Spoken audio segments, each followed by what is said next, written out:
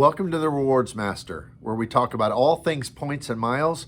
We talk about restaurant reward programs. We talk about shopping portals and just ways to put all those things together in what we call double or triple dipping to get extreme outsized value. I hope that'll be helpful to you. If you're watching this on YouTube, if you would like this video and also subscribe to the channel, that helps us with the algorithm. And if you're listening to this on the podcast, if you would, go ahead and follow, subscribe to the channel, and give us a 5-star rating and review. That helps us to get more listeners as well. Today I want to talk to you about a particular lounge that I went to recently, and I'd never been to one before. And I absolutely love lounges, airport lounges, because there is nothing more miserable than having a 2 or 3 hour layover, or perhaps your flight gets, if not canceled, delayed for a while, and you've got to sit there amongst that throng of people in the airport terminal. And when I do that, it's just so miserable. So I truly appreciate not only status on airlines, and you'll find that I'm very big on that, but I appreciate being able to have access to lounges, to have a much more comfortable place to sit, to not have to pay for food, to be able to get some work done in a more relaxed and less crowded environment. So I have access to American Airlines. I've in the past had the United card that allowed me into all of the United different lounges. And then I now have a Delta card, and I have status on all 3 of those different airlines. And so I've been to a lot of airport lounges. But I thought it might be helpful to review them here. So today we're going to review the American Express Studio Partner Escape Lounges. Now, you'll find that if you're flying through the major airports like Houston, the George Bush Airport there, or if you're flying through Chicago or Atlanta, you might find one of these, but for the most part, they don't exist in the major airports. The escape lounges seem to find their niche, and they make their living, if you will, in the small airports. So the one that I went into was in Sacramento, California, and there's one I think in the Oakland airport. Sacramento has 2, and those aren't major hub airports, but so these kind of serve those smaller markets. Now they're accessible in a number of ways. Escape lounges can be accessed with the American Express Platinum card, along with, of course, Priority Pass that it gives you, and the Centurion. And then when you're flying on Delta, that card allows you to get into the Delta Sky Clubs. And then if you have the Delta Reserve card, and that's my basis of access, the Delta Reserve card also, when you're flying on Delta, gives you access to the Centurion Clubs. It also gives you access to Delta Sky Clubs, both on departure and arrival. That's a little different than the Platinum card. It's only on departure and then on layovers. And then it also gives you access to these escape lounges. So on a recent trip, interestingly enough, I was not flying on Delta that day. And according to the terms and conditions, you're supposed to be able to show a Delta boarding pass to be able to get into an escape lounge. But I did have my Delta Reserve card, so I just thought, well, why not try it out? So I went up in there, and I just said, hey, I'm a Delta Reserve card holder. Can I come into the lounge? She took my card, and she let me right in. Didn't have to show them my boarding pass, even though I was flying on United that day. So I thought that was quite exciting. So even though the terms and conditions say you got to be flying a Delta flight, I think that your experience may vary, because it certainly did for me. So I went into the lounge, and of course, I'm just talking about the one in Sacramento, but I would assume it's somewhat similar across their lounge network. And I examined it and thought about, is this a great lounge? Is it mediocre? How does it compare to some of the others? And I'll tell you that some of the best lounges I've been to are, of course, Centurion lounges. The Capital One lounge is out of this world. It's top notch. And then I've been to some really bad ones, like the Maui Hawaiian Lounge, maybe the worst lounge, not just in the world, but that has ever been conceived in the history of the world. So I've been to really good ones, and I've been to really bad ones. So how do I rate this? Well, I'm a professor, so I tend to grade a lot of papers and give letter grades and have to subjectively decide, are they meeting my grading rubric, and is it communicating? And so that's the system of being able to evaluate that I typically use. So I want to apply this to these lounges. So the 4 areas that we're going to look at is access. How easy is it to get into the lounge? How easy is it to get access? Then we're going to look at service. What kind of customer service? What kind of servers are they taking the plates away quickly when they're dirty? Can you go up to the bar and order a soda or whatever your drink of choice is, and do they get to you quickly? Then we're going to look at the decor and aesthetics of the lounge. How's it look in there? Is it nice? Is it pleasant? Is the seating comfortable?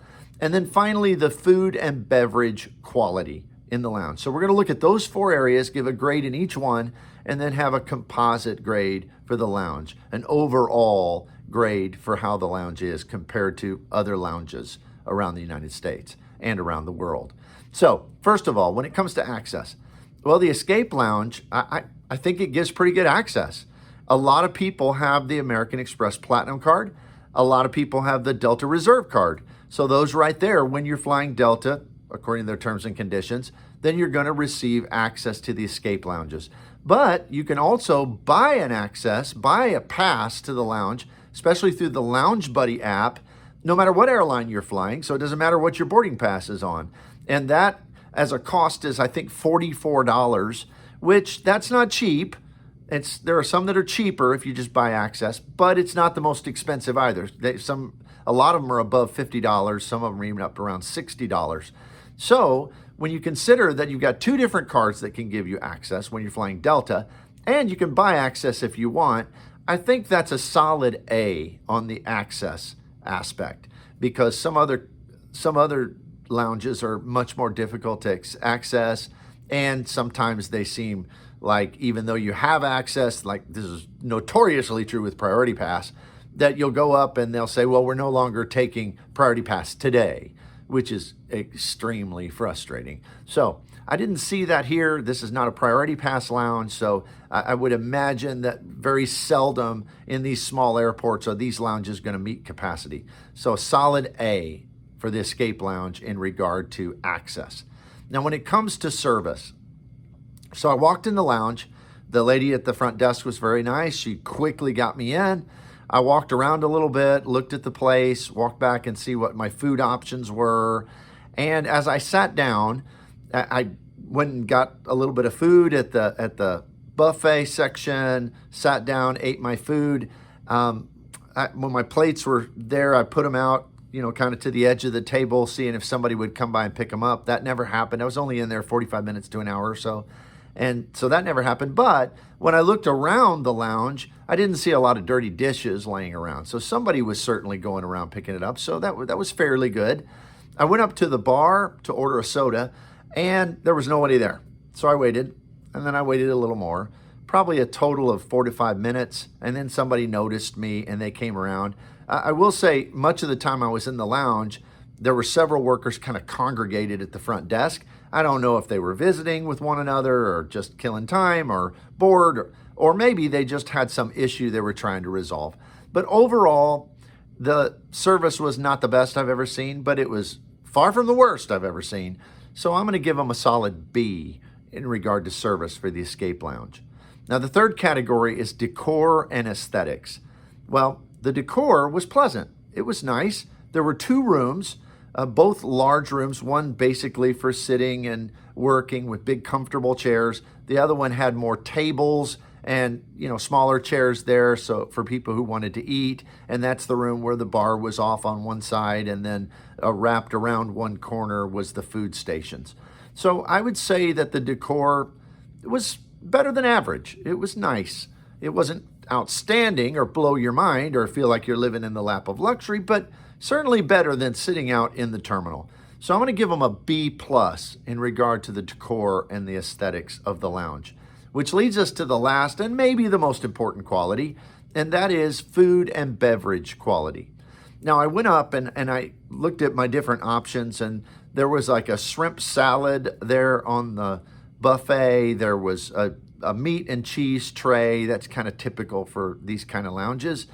And then they had a few other little options there. And then they had some hot food options.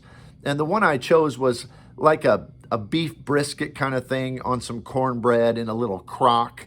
And it didn't look all that appetizing, but I was kind of hungry. So I got it and I went back and I kind of nibbled at it and I ended up eating the whole thing. It was pretty tasty. So as far as food and beverage quality, it was fairly good. It wasn't maybe the best presentation, certainly not like the Capital One Lounge or Centurion Lounges or any of those, but it was a lot more options than many of the Priority Pass lounges where they just have some oranges and bananas and maybe some crackers and just a few little things. So you did have hot food options, which I value highly. So I would say a solid B. Well, when you put both of these things together, we get a final grade for the Escape Lounge, particularly the one in Sacramento. Your mileage may vary depending on which one you go to, but I would assume they're all similar. I give it a B+. I could go in these lounges. And frankly, this lounge outpaced a lot of the airline lounges. I've been in a lot of American and United and Delta. Now, I've never seen a Delta lounge that I wouldn't consider a little better than this one. And most American lounges are a little better, but I've been in United lounges that are better, and I've been in United lounges that are far worse. And I've been in a lot of Priority Pass lounges that are far worse, although some are better, just depending on which one you go to. So the Escape Lounge, particularly the one in Sacramento, but hopefully it would be pretty consistent across the board, a solid B+. So as you're choosing where to go, you may not have an option. If you do, there are some definitely better. But if you're in one of those airports where this is pretty much all there is, it's not such a bad choice. All right, we'll see you here next time.